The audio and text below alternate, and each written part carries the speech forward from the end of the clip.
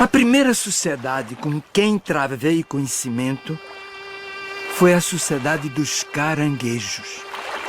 Depois, a dos homens habitantes dos mangues, irmãos de leite dos caranguejos. Só muito depois é que vim a conhecer a outra sociedade dos homens, a grande sociedade. E devo dizer com toda a franqueza que de tudo que eu vi e aprendi na vida, observando estes vários tipos de sociedade, fui levada a reservar, até hoje, a maior parcela da minha ternura para a sociedade dos mangues.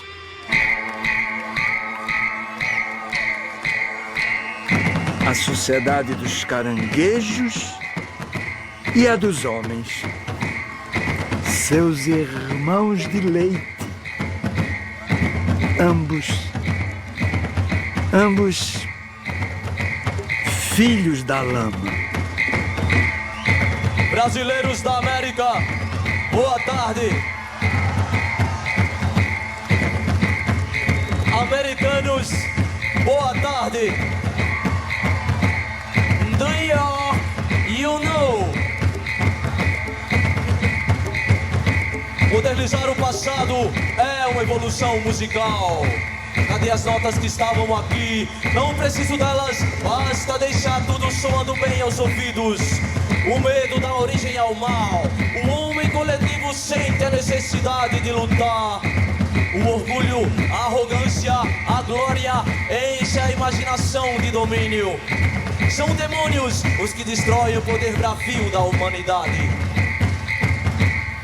Viva Zapata! Viva Sandino! Viva Zumbi! Antônio Conselheiro! Todos os Panteras Negras! Lampião, sua imagem e semelhança, eu tenho certeza, eles também cantaram um dia.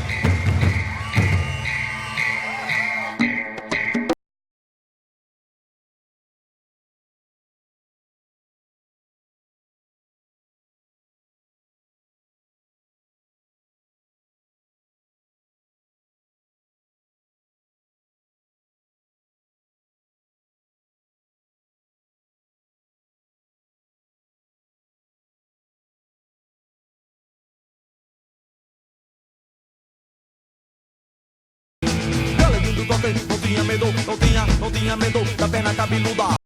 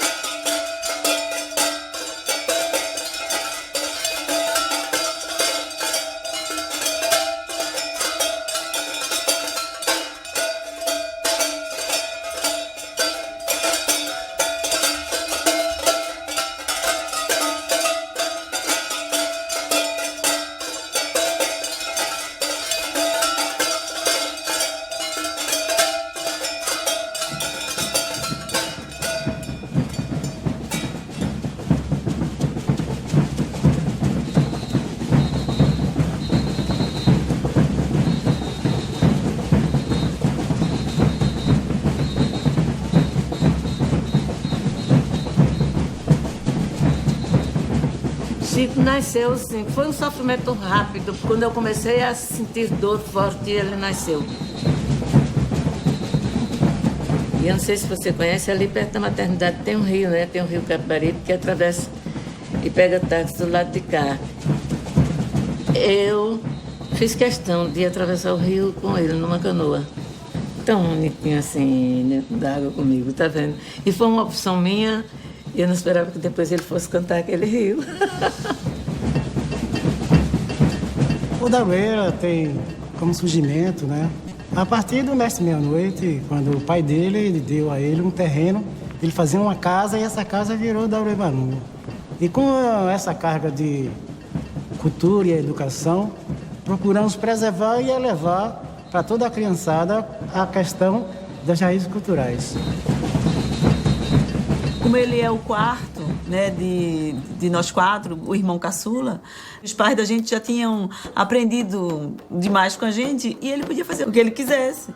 Então ele era muito levado, ele era da rua.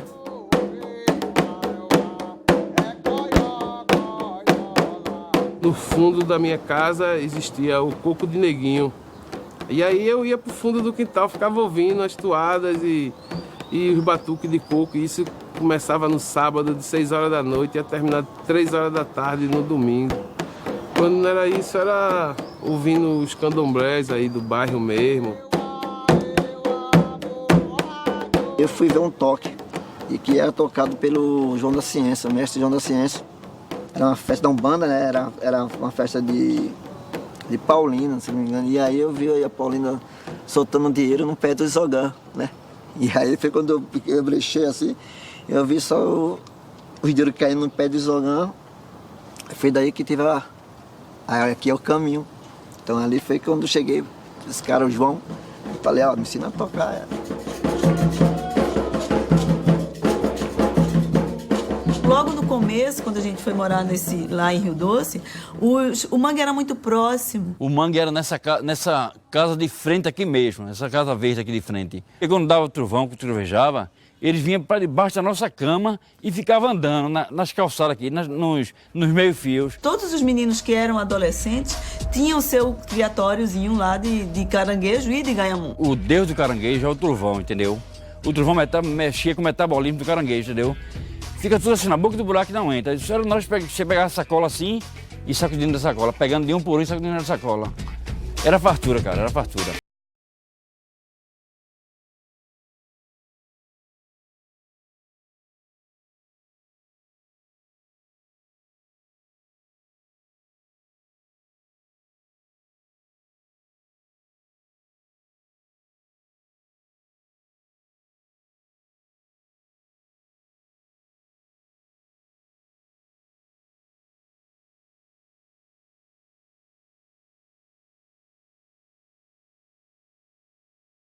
Chico vendia os caranguejos para ir para o baile funk. Chico colocava encerado na Praça da Terceira Etapa, na Vila Olímpica, para ficar dançando hip hop, isso, aquilo, outro, com Jorge do Peixe e um tal de Sérgio Mofado. O Sérgio Mofado tinha um moicano pintado de verde, cara. Eu lembro que quando o Mofado foi me apresentar a Chico trabalhava na Clínica Radiológica do Recife, entregando carteira de trabalho. E lembro que ele fez um pedaço de música chamada Negros. E na hora eu fiz uma inteira do rap também. Já começou a bater ali uma situação de uma futura amizade ali. Eu tinha uma banda que eu fiz com um amigo meu da escola. E um belo dia eu cheguei no ensaio lá para ensaiar com os caras e vi dois caras estranhos, assim, que eu não conhecia. E, enfim, eles acabaram se apresentando depois, era Chico e Jorge.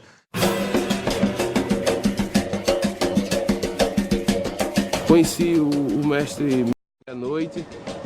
E numa das minhas conversas eu perguntei a ele por que ele criou o Centro Cultural Daroeira Malunga. E ele disse que precisou de um abaixo-assinado e os amigos capoeira dele não sabiam escrever o nome. E ele disse que tinha que fazer uma escolinha e alfabetizar esse povo. Aí a música ficou bem mais interessante para mim, porque a música tinha um cunho social. De repente eu recebi uma ligação de Chico. Eu tô formando uma banda com a galera, eu nem sabia que ele sabia cantar nem nada. Ele só aparecia lá no ensaio, assim, para curtir o ensaio com a galera.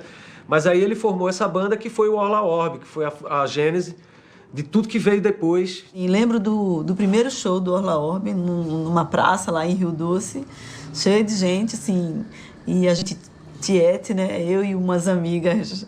Quando eu vi, estava Chiquinho lá em cima do palco, pintando, bordando, tirou a camisa, rodou a camisa assim, ficou nu e pintou e bordou. Nossa, eu não acredito, música que eu nem nunca tinha visto. Meu Deus do céu, como esse menino tá danado. Depois, de repente, essa banda se desfez e a gente ficou praticamente 1 ano sem se encontrar.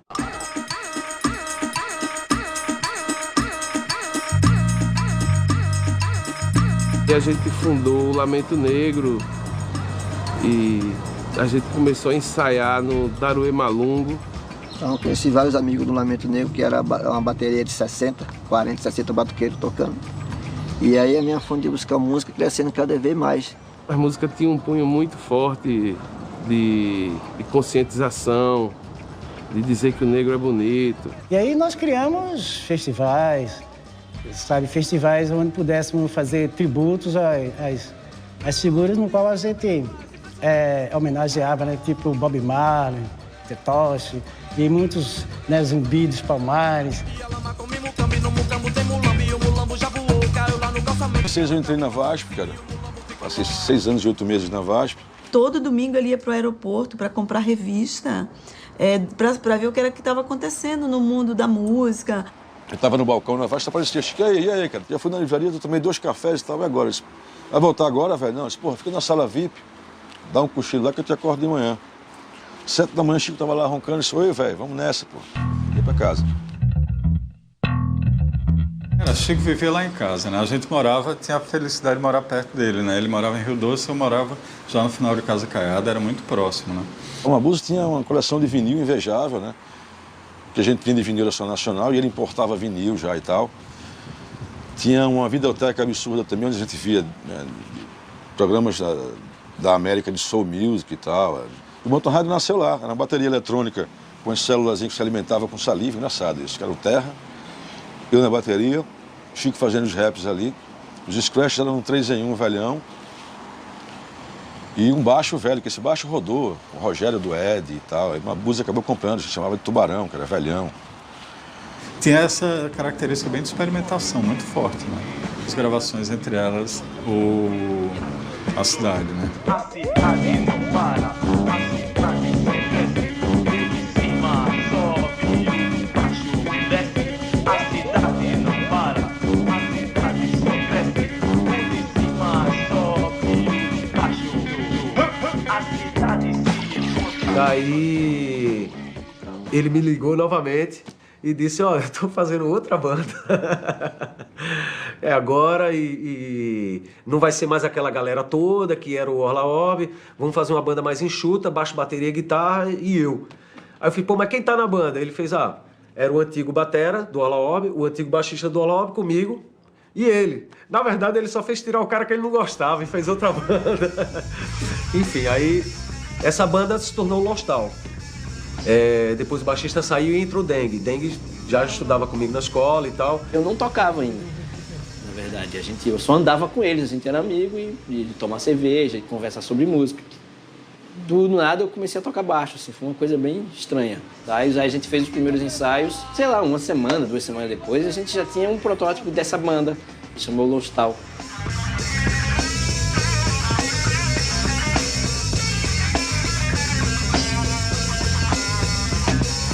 É o novo som da cidade do Recife.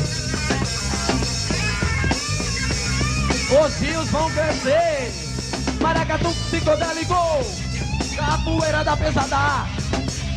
Pumba meu rádio, pumba, pumba, birimbau elétrico. Prego, samba, cores, cores unidas e alegria. Por isso, nada de errado em nossa etnia. Arrumei um emprego na Imprel, que é a empresa municipal de processamentos eletrônicos. Outro dia eu entrei na sala do Chico e aí ele estava batucando no birô. Né? Eu olhei assim para ele, você gosta de música? Eu disse, eu gosto de música. Ele disse, eu tenho uma banda. Eu disse, eu também tenho uma. Aí ele começou a falar que a banda dele era uma banda de rock e tal. E você? Aí eu disse, não, a minha banda é de samba reggae. Ele, pô, eu quero conhecer tua banda. Aí levei ele pro Daruê, apresentei ele aos meninos, apresentei ele à meia-noite. A primeira vez que chegou aqui foi muito engraçado, porque ele queria jogar capoeira no meio de umas pancadas. Eu disse, olha, você quer um jogo, quer uma dança ou quer uma luta? Ele fez, eu quero uma brincadeira. Aí eu, poxa, o cara quer brincar, ó. Então vamos brincar. Aí foi quando ele foi lá, viu o Lamento e chegou um dia no ensaio, dizendo, cara, eu vi um negócio, vi uma parada que eu pensei da gente fazer. A gente deu risada, porque, né, era pra gente, assim, era meio impossível a gente ir tocar com o negócio, a gente com aquela formação de banda na cabeça. Mas a ideia dele foi muito mais além, né? Os caras ensaiavam, ele pegava uma brechinha e ele pegava o microfone e começava a cantar as letras dele no meio daquela batucada. Daí ele vinha pra mim e contava, véi, fui lá e foi legal pra caralho, porque isso aconteceu e, porra, mó massa de percussão bacana pra caralho e tal, não sei o que, blá, blá. Isso eu aprendi com ele. Tocar na mão, eu, poxa, como é que faz? Levei uns dias.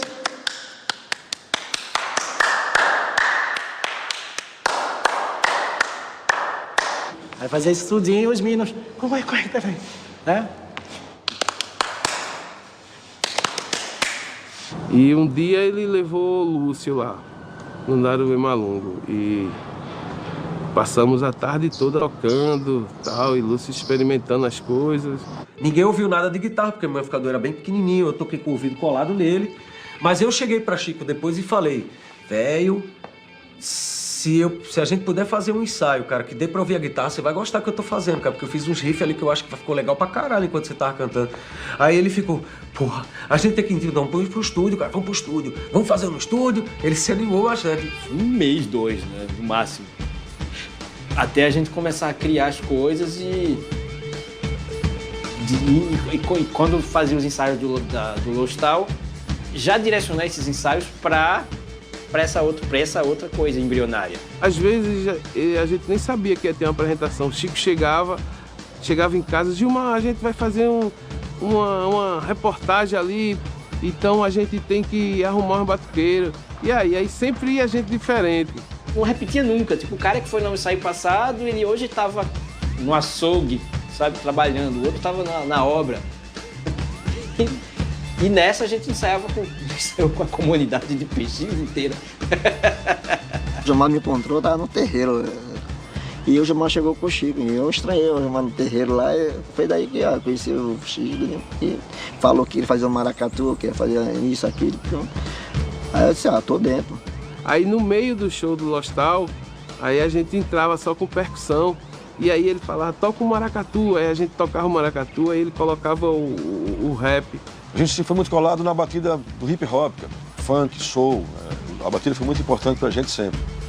E você fazer uso da sua batida, do seu lugar, da sua cultura, cara, pra ele foi uma importância muito grande isso. O corpo de um maracatu, né, cara? E aí ele chega pra mim todo animado. Acho que ele tava animado mesmo. Ele, não, fiz uma música massa, assim. É assim, tem um verso que é assim. Uma cerveja antes do almoço é muito bom pra ficar pensando melhor. Eu, porra, velho, que negócio ruim da porra, velho. Nada a ver, cara. Mas eu não falei nada também pra não morgar o cara, né? E eu tava errado, né? Uma cerveja antes do almoço é muito bom pra ficar pensando melhor. E você pode pisar onde quer, que você se sente melhor. Na areia onde o mar chegou, a ciranda acabou de conversar. E ela segura bem forte a mão e ela vou lembrando a revolução, vou lembrando a revolução. Mas há fronteiras nos jardins da razão. Então quando juntou o Lostal com o Lamento Negro, virou a Nação Zumbi. Agora, a banda Lostal tem uma nação. Que nação é essa? Que nação é essa? Que nação é essa? Que nação é essa? Nação Zumbi. Zumbi se faz presente. Vamos andar pela frente nos canaviais e no agora já no lamaçal. Foi tudo muito rápido. Ele veio com o nome Mangue e Chico Sainz Nação Zumbi. E a gente já aprovou de cara. Já achou que era isso mesmo. tinha que fazer, que tinha que ser? Ele me via como um capoeirista bailarino e não um capoeirista de luta, de ser né? Você é um capoeirista contemporâneo. O ataque com a defesa e os tripé dos caboclos de lança. Toda essa movimentação foi sendo construída no próprio corpo dele. O corpo dele foi absorvendo. Quando ele viu, já estava dançando coisa que depois está dançando o quê? Não, é a dança que vai dizer que eu tenho que dar a mensagem cantando.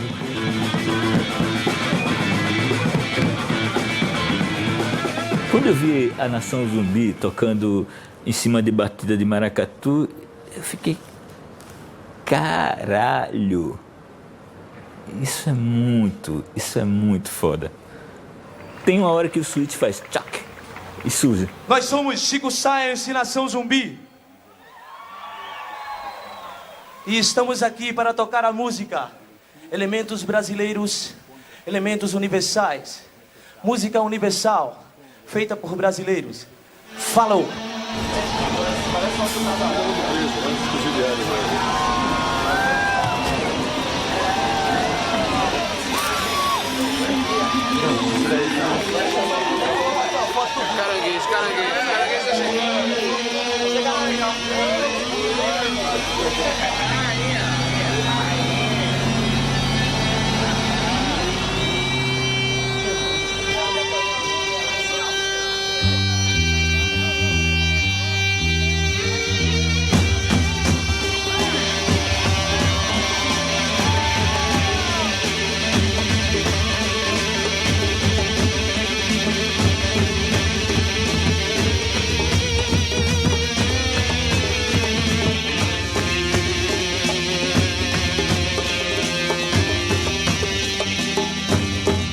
Tudo começa com uma notícia catastrófica, né, para o ego do pernambucano, que Recife era a quarta pior cidade para se viver no mundo.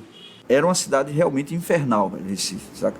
Para o que a gente queria, era uma cidade, deixava muito a desejar. E Recife, 8 horas da noite, era só a ventania ou esperar o carnaval. Então havia um buraco enorme mesmo de coisa, um mundo a ser ocupado, né?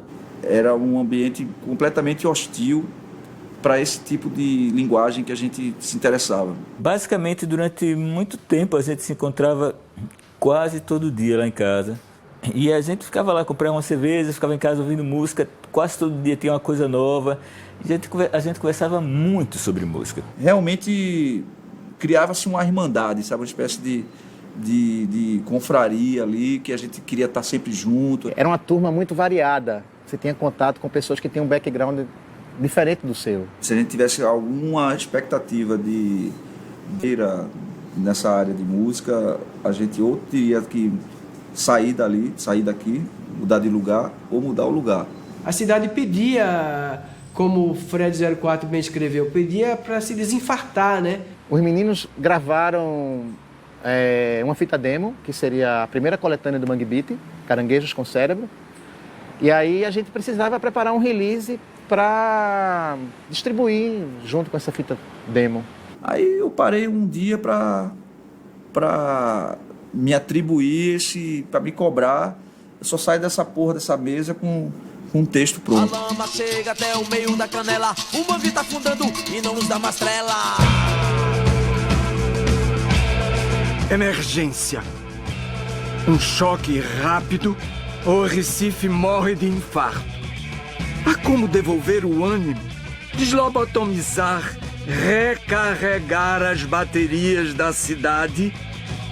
Basta injetar um pouco de energia na lama e estimular o que ainda resta de fertilidade nas veias do Recife. É de tiro certeiro, como bala que já cheira a sangue. Quando o gatilho é tão frio. A imagem maior era a parabólica fincada na lama, né? Então a gente permeou, acabou soltando muitas imagens que serviam de metáforas e aberturas para o pensamento do que viria a ser a diversão levada a sério que o Chico estava tentando mostrar para todo mundo. Né? Que é isso que interessa, levar a diversão a sério e fazer com que os Mangue Boys e as Mangue Girls da cidade se divirtam. E acrescentei algumas coisas, algumas liberdades minhas, que eu gostava de antipsiquiatria, de Ronald Lang. E realmente ele tem uma linguagem que foge à linguagem comum, habitual de um release, tem uma pegada meio de manifesto mesmo. Então a imprensa começa a tratar aquilo como um manifesto do movimento. Era muito coletivo. As ideias iam chegando e não tinha, ninguém era muito dono de nada, assim. E para as coisas funcionarem era preciso virar uma grande cooperativa, uma empurração, um empurrava o outro, né? Se a gente não se unisse, a gente não tinha a menor chance, assim. Inclusive para chamar a atenção dos empresários, para chamar a atenção da mídia e tal, onde a gente tinha que romper com uma cultura que existia aqui, individualista. Existia uma cena no sentido de existir uma contemporaneidade, pessoas que estavam no mesmo lugar, uma certa brodagem, vamos dizer assim, as pessoas que se ajudavam os shows, que emprestavam coisas, que participavam um do trabalho do outro. A temática era muito mais social do que musical, porque socialmente falando todo mundo tinha o mesmo objetivo, fazer com que Recife aparecesse através da sua cultura. Esse objetivo era de todo mundo, cara. Da mesma forma que não era um movimento, era cooperativa cultural, também não era Mangue Beat, era Mangue, né? Só Mangue. Aí a imprensa beat na história. A gente começou a fazer uma distorção disso também, um twist, para usar o beat de BIT, né? Até então não existia.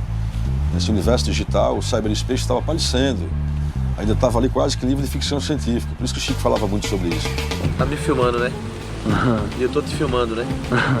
Aí tem um lugar aqui no meio. Quando eu boto na TV e tu bota na TV lá também, faz uns reflexos. Esse meio aqui se chama ciberespaço, cyberspace. Faz um zoom, Tá ligado? A tecnologia, assim como a música, eram maneiras afirmativas de você dizer: eu faço parte de um mundo que é um mundo muito melhor do que esse que eu vivo. É um mundo melhor do que essa linha Rio Doce, CDU. Aí eu acho que esse futuro que a gente tinha era muito mais do que o presente naquele momento, né? A gente estava querendo colonizar esse futuro e de certa forma foi o que aconteceu, né? Agora eu sou uma imagem virtual. Você pensa que está me vendo, mas eu não estou aqui. Como um pássaro, o tempo voa, à procura do exato momento. Como que você pode fazer força agora? Com as roupas sujas de lama, porque o barro arrodeia o mundo e a TV não tem olhos pra ver. Eu sou como aquele boneco que apareceu no dia da fogueira e controla seu próprio satélite. Como um pássaro, o tempo voa, à procura do exato momento. Como que você pode fazer força agora? Com as roupas sujas de lama, porque o barro arrodeia o mundo e a TV não tem olhos pra ver. Eu sou como aquele boneco que apareceu no dia da fogueira e controla seu próprio satélite. Andando por cima da terra, conquistando seu próprio espaço, é onde você mora. Chico Sainz era um nome de um apelido de um tio que eu tinha, que já faleceu, que nos anos 70 ele era chamado de Chico Sainz pela minha família porque ele era fã de ficção científica. Vez ou outra eu chamava Chico de Chico Sainz, mas uma vez aqui, outra ali, assim. E aí ele resolveu se auto-batizar Chico Sainz, Oz, ou no planeta Mangue. Eu escrevi uns contos onde os personagens eram números. E aí eu comecei a assinar com o meu RG, 2052, 304, e depois só 04. Minha mãe tinha muita planta em casa, e eu peixe. Aí Chico teve essa greia comigo, porra, vai de nome agora e tal, né? Eu não sabia até então que aqui poderia ser usado. Ele fez, porra, usa o Jorge do Peixe mesmo, cara. Aí eu adotei isso aí e ficou. Aí botou um DU com trema para fazer uma chinfa de grafiteiro ali e tal, e foi ficando. Eu trabalhava aqui na X Filmes, com Paulo Caldas, e eu cheguei lá na produtora, eu era produtor, eu era assistente de Cláudio Assis. E aí teve uma hora que Otto apareceu com a letra, assim, que falava dos bairros do Recife, Macaxeira, Embiribeira, Torreão, Casa Amarela. Ele falou, cara, essa letra é muito, muito bacana. E aí eu digo, mas eu quero que Chico, aquele menino que eu não tinha nem conhecido ainda, cante a música. E ele se amarrou, então foi num quarto trancado lá na X-Film que eu conheci Chico. Aí a gente arrumou um estúdio, gravamos com com a banda de Gilmar e Chico, com o Lamento Negro e Chico. Quando chegou lá, ele começou... Aí ele já mandou ele fez... Humberto. E fizemos um videoclipe clipe bem legal, assim, com as animações surrealistas, com uns anjos voando sobre o Recife, não sei o que lá, tarará. E o clipe, assim, é engraçado que na época ele foi muito mal visto pelo candidato. Começou a faltar dinheiro, os caras começaram o pagamento começou a atrasar e tal. E a gente, consequentemente, todo mundo muito apaixonado, muito menos por política e muito mais por fazer coisa bacana, a gente começou a tomar conta da campanha. E botamos no ar a revelia do candidato. E foi um enorme sucesso. A gente tinha uma grande resposta de público.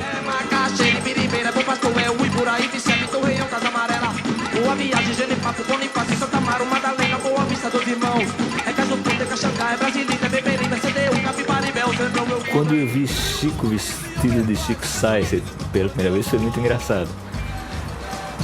Porque foi quando eles vieram fazer Mundo Livre, Chico Sainz, primeira entrevista para MTV. E aí Chico foi pegar a gente, foi se encontrar com a gente no apartamento de um amigo, do Dolores, lá na Rua da Aurora. A gente olhou assim, aí eu, o Fred, até falou: meu irmão, que roupa horrível, velho. Tu vai dar entrevista pra MTV, velho. Tu vai desse jeito. E ele, kkkk, ele se abrindo o tempo inteiro, né, rindo da gente. E a gente profundamente embaraçado, envergonhado. Tava combinado de jantar na casa de Fred. E Fred disse: não, desse jeito não vai entrar em casa, não. Se fosse outro, ia, porra, na primeira greia, no primeiro bullying, nego recuava. Ele não, entendeu? E ele assumia esse negócio e daqui a pouco a gente via que era aquilo mesmo. Foi o momento que ele construiu um personagem que seria duradouro, que está até hoje ali naquela estátua horrorosa da Rua da Moeda, mas que a molecada até hoje copia. Enfim, ele tinha essa visão de futuro, de comunicação, de marketing, que a gente não tinha, né? A gente não foi capaz de perceber naquele momento como aquilo era brilhante. Eu ouvi falar pela primeira vez de Chico Sainz Nação Zumbi e Mundo Livre S.A. pelo Zé Teles, depois de uma matéria na Bis, que o Forastieri tinha me instigado a dizer que não tinha nada em Recife, porque ninguém tinha conseguido me dar notícia de Recife. E Zé Teles ligou e falou: Miranda, como assim? Aqui é Zé Teles, Jornal do Comércio, Chico Sainz Nação Zumbi, Luz Tal, Mundo Livre S.A. o movimento Mangue Beat. O cara, foi Forastieri, tá tendo um tal do movimento Mangue Beat lá, velho. Ele já, manda aí que a gente já publicamos uma página direta, assim, sem nem ouvir. Quando eu ouvi aquilo, quando eu li o manifesto, quando eu vi as coisas, quando eu falei com eles, eu amava aquilo. Eu fui nervoso para Recife. Começaram a surgir essas matérias e tal, e aí com o aumento da visibilidade, né, uma projeção nacional começando a aparecer mais e tal, Paulo André teve essa ideia do Abril pro Rock, que foi no comecinho de 93. Quando eu fui para Abril pro Rock, eu já conhecia a fita e eu já sabia de cor as músicas. Cara, a hora que eu vi eles no palco, eu vou falar, eu tava muito louco na hora, cara, mas eu me lembro muito bem. Foi um momento especial demais.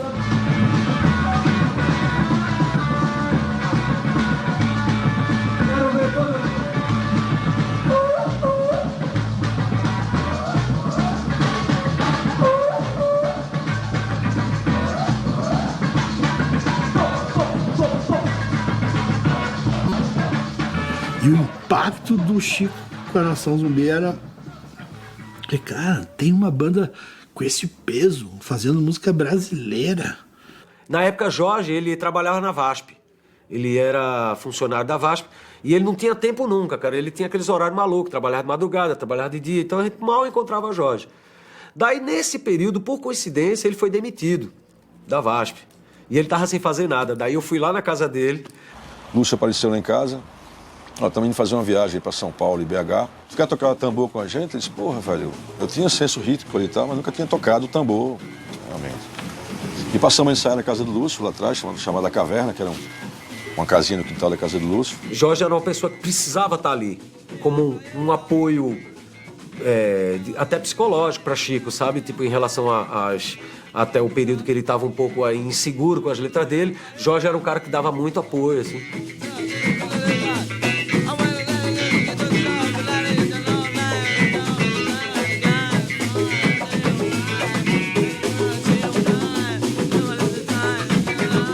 Novamente a gente fez tudo às próprias custas, né? Fizemos algumas festas e a gente juntou uma grana. Eu juntei a raspa da raspa do fundo de garantia, sei lá, e do seguro-desemprego. Eu tirei férias, Chico tirou férias e nossos tickets de alimentação serviram também para a nossa turnê, a nossa primeira turnê. Chegou em casa com 2 sacos de pão, salsicha, mortadela, e fez: mamãe, tu me ajuda? Eu disse: ajudo. Aí quando a gente estava fazendo os sanduíches, ele olhou assim para mim e disse: olha, mamãe, me ajuda. Eu vou por baixo, mas eu volto por cima. Alguém teve a santa ideia de passar lá em Seu Cardoso, que na época era vivo, e comprar, velho, malas de pau do índio. Eu lembro que eu peguei umas malas da minha mãe em casa, peguei escondido, fomos embora e a gente lotou essas malas de pau do índio, era lotada mesmo. Eu cheguei 2 dias antes, para dar uma ajeitada nas coisas. Mas foi diversão, cara. Greve, criança chorando, cara. Gente dormindo no corredor do ônibus, sabe? Marmitex, outros passageiros. A gente conviveu com toda aquela situação das pessoas indo de Recife para São Paulo. A gente viu a dura realidade ali e tal. Essas imagens que a gente catou ali do Brasil, das pessoas, teve frutos. Acho que até hoje a gente lembra. A gente parou no último posto que tinha da parada de aí já estava vendendo a Folha. E aí a gente compra o jornal e aí tá lá, uma página inteira. Acontece, tipo assim, ninguém pode perder esse show. Que são os Mangue Boys, invadem São Paulo, alguma coisa assim. Quando a porta do ônibus abriu, a primeira pessoa que desce é Chico e diz: ó, o dinheiro acabou. O dinheiro que a gente tinha juntado lá no Recife tinha acabado e a gente ainda tinha uns 14, 15 dias em São Paulo e em Belo Horizonte para sobreviver, sabe-se lá como. Chegamos em São Paulo e veio um carro pegar a gente e dizer: vocês vão para o Pico do Jaraguá. Era junho e estava bem frio e um dos lugares mais altos de São Paulo e também uma floresta imensa. Longe de tudo, né? A gente estava em São Paulo, mas não estava em São Paulo. Daí quando a gente chegou lá, que a gente foi fazer o show, tava a comitiva, cara, de todas as gravadoras estavam lá. Tava Educar, tava Miranda, tava todo mundo, muita gente, pessoal da Sony, Jorge Davidson, sabe? Pessoas que estavam ligadas procurando alguma coisa, na época acharam neste dia no Aeroanta. Que eu tava esfuziante, porque eu me sentia embaixador daquilo. Eu era o cara que falava daquilo pra todo mundo. Eu cheguei: cara, vocês têm que ver, cara, Pernambuco é foda, mano. Tem as bandas mais foda lá, tem tudo, não sei o quê. Sabe? E aí, de repente, eu não precisava mais falar, a pessoa tava vendo, eu lá, tá vendo, velho? Tá vendo?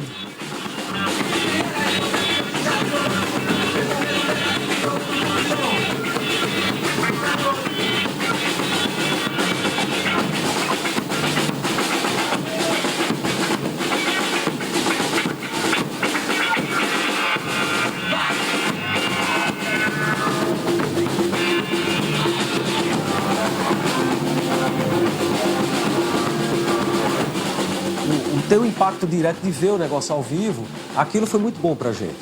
Porque tudo aconteceu depois daquilo. Quando o show terminou, né, assim, eu, encantado com aquilo que eu tinha presenciado, eu me apresentei, né, como diretor artístico da Sony.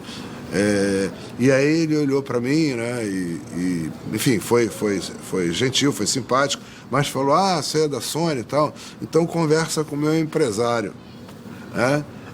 E logo atrás vinha o Jujuba, né? Assim, havia um negócio ali, aqui está sendo lançada uma história, sabe?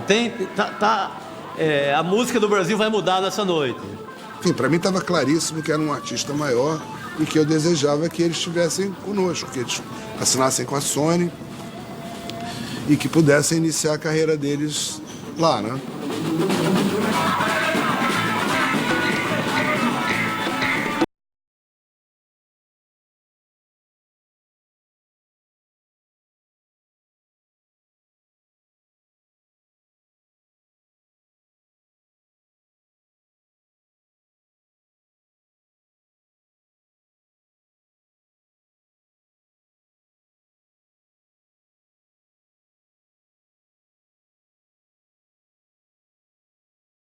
lindo, gostei.